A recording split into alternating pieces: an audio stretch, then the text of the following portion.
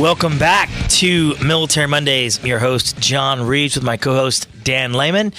We are here with you every Monday, 6 p.m. to 8 p.m. Our mission to you, the military member, veteran, or friend, family member, or supporter of the U.S. military, is to educate, empower, and engage. Now we've got with us Richard Marks, who is the founder and president of RDM Management Group. Great individual, veteran himself, done sales all around the country, and now he runs a business. He's really focusing on helping veterans in sales training. So he's doing some great stuff out there. Man, it is great to have you on the show. Tell us a little bit about you. You're in the U.S. Army, but tell us why you joined the Army, what you did there, and now what you're doing. Yes, thank you, both of you, for having me here, and it's great to be back once again.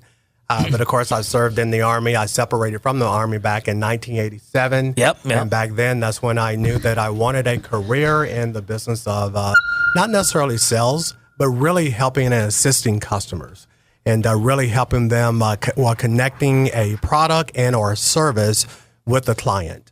And so that was my passion and motivation, and it has been for well over 30 years. So from an individual contributor, as a person that has a sales quota and a goal and objective that I had to meet every month, to a leader in sales where I'm running markets, teams, and regions. I had a very successful and very blessed career. So, Richard, what did you do first of all, what did you do in the U.S. Army? What was your job? Petroleum supply specialist. My job was to refuel aircrafts and vehicles and prepare them for battle, or when we go to our field exercises. It was called, again, Petroleum Supply Specialist, 76 Whiskey. 76 whiskey. I'll tell you, the U.S. Army cannot go very far without fuel, because you think about it, what are the M1 Abrams, how much gas they suck down in an hour? 1,500 horsepower engine. It's like a 500-gallon tank, and it's gone in like 120 miles or something.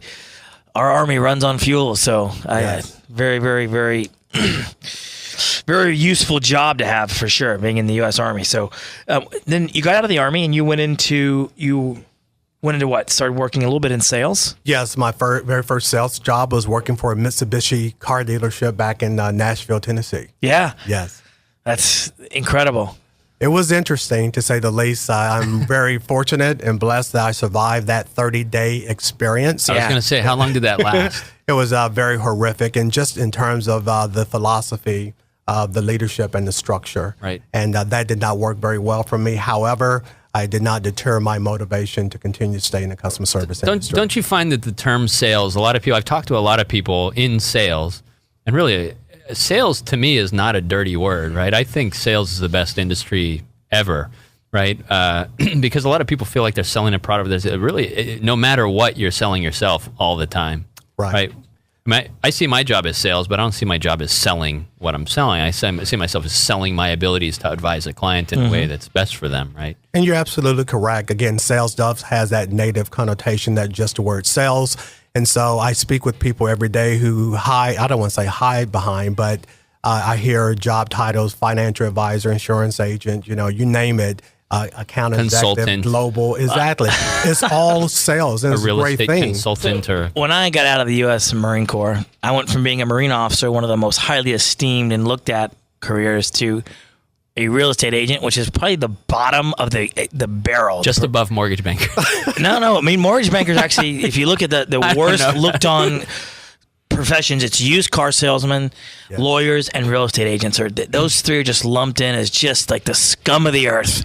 And it was weird. I was like, man, this real estate agents get no respect whatsoever. And they don't. But that's because there's so many very, very poor ones out there that water down, the gene pool, so to speak. And I think the same thing can be said for, people who sell cars or people who sell insurance or financial products. When you have a lot of bad ones, it tends to, really degenerate how they're all looked at, which is just simply not true. There's great people who work in real estate, and there's some really just garbage people who work in real estate, because I work with them every single day out there in the industry on the other sides of transactions. There's just terrible ones out there. But that can be said in any industry, in any single, profession anywhere. So I think what you're really hitting on, Dan, is it's sales, or the ability to communicate, facilitate, and negotiate is something that's useful in whatever profession that you're in. My son's trying to make the A soccer team. He's got to sell his coach. My son's somebody's trying to get a girl to fall in love with them. They got to sell themselves, right? I mean, it's like everything. I'm trying to get a job, right? Mm-hmm. I'm trying to sell, as not only that they should hire me, but why I'm worth X dollars an hour. I mean, you have to be able to communicate that. I agree. Everyone is selling, again, whether themselves or their product or service, and it's not a bad thing. It's actually a great thing because you have an opportunity to share and to express with others who you are intrinsically. And that is very, very important. And if you so happen to tie that to a product and service and you're compensated for that, well, that isn't bad either. So whether you're a CEO, you're selling the concept of an organization, you're a financial advisor, you're selling this particular portfolio or fund and how it's so important to you. And then it's just really understanding and listening to the customer's needs. And if it's a need for the customer, if your product or service provide that solution, that's a great thing. But quite often, sometimes salespeople do it in a way of taking advantage of that particular consumer. And that's not what it's about. It's about providing extraordinary customer service and understanding your clients. So, Rich, you built a company called the RDM Management Group, and you help train a lot of people in sales. You actually help train veterans who are getting out so they can become better interviewers, so they can get a job, so they can go out and present themselves well when they are in the job hunt. And you also help a lot of people who are veterans out there as they expand their businesses and help change more lives. So tell us a little about RDM Management Group. Yes, I've actually been in business officially 1 year and 2 months. You made it. All right. Made it past the first year with the help of my daughter, Devin, who is actually here in the studio as well. She's my creative director, just phenomenal person to have. But our goal is really, the function of our business is really interesting. Not only do I find myself helping veterans as well as individuals in terms of my performance coaching, which is one of the services that I offer. A majority of my wireless career was helping small businesses grow and develop. And so I know every aspect of a small business, for example. So not only am I able to deploy the importance of sales and profitability into their business model, is that I understand business, I understand employees, I understand leadership, I understand all of that, and I'm able to provide those type of services into my programs. And so it's been a very positive and great experience for this past year. I'm looking forward to the second year. Fantastic. So tell us, in your first year, what are the biggest lessons that you learned? Is to be patient. One of the things I learned in sales and one of the curriculums I teach is called activity equals results. And what that means is the more activity you have, the more potential prospects and clients you're working with, the better chances you are to meet or exceed your objective. And so as a entrepreneur now, again, that philosophy is still important. So all of the companies that I associate myself with and all of the boards that I'm associated with or networking groups, it's activity.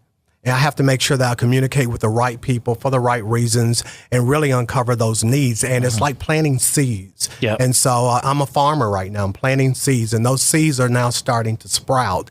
And so that's one of the biggest lessons. My business is self-financed. I did not get a business loan, which I thought about. I do not have any investors. So I really had to roll up my sleeve and start from the ground up. Sweat equity. Similar, absolutely. Sounds similar, like me. Yep. Similar to what I had to do in my sales career. Yep. But my sales career really taught me and prepared me to who I am and where I am today as a business owner. I have to plant those seeds. I have to make sure that I work those relationships and spend quality time on the important and the needs of those clients. So that's awesome, Richard. I know one of the things you just did is you went to the Reboot. You did Reboot down there in San Diego. Yes, I did with Maurice Wilson. Yep. Yes. And one of the things that you've incorporated is relearn, rebuild, and rebrand. And you've really embraced that into your culture, which kind of falls right in line with your mantra, which is expect great things to happen. Exactly. Every day you're doing that. You're helping veterans. You're helping guys like us, and you're helping change lives. The ability to take someone who has no experience in sales or has only been in the U.S. military and help them facilitate a business or a new profession is fantastic. Yes, it's important that they have these 3 characteristics that are really important. And that's self-discipline. We all have to have that, especially being in the military. Motivation, and that's intrinsic and extrinsic motivation. And the final piece is emotional intelligence. If you have those 3 core characteristics, typically not only will you be successful in sales, you'll be successful in business, you will be successful in life. And my curriculum focus in on those 3 core characteristics and really develop them in such a way where I'm giving these individuals core structure and disciplines. And if they practice these, it will equal success in the business of sales. Well said, well done, well preached, Richard. It's great to have you on. Thank you so much for what you do. Expect great things to happen. It's a great motto, great mantra, and a great ethos. So we appreciate your service, and for you, changing lives. Thanks for helping us educate, empower, and engage. Thank you. Please reach out at www.rdmmanagementgroup.com, and our number is 619-408-8567. Thank you. Thank you. Hang tight. We've got a former congressman-to-be, hopefully, coming on. Hang with us, and we will be right back after a word from our famous Motivated sponsors. Hang with us.